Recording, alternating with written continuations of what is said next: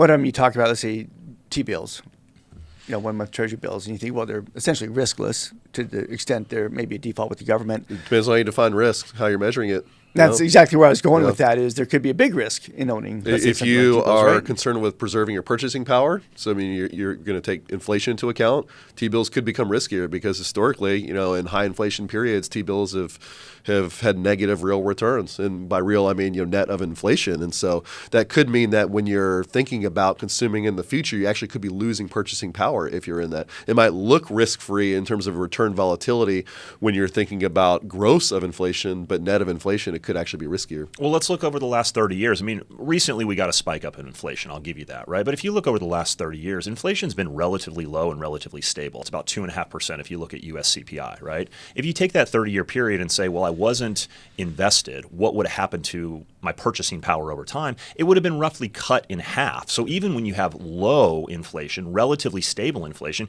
you still have to consider it. And it's a great point both of you make around T-bills. Yeah, you're trading off basically one risk for another.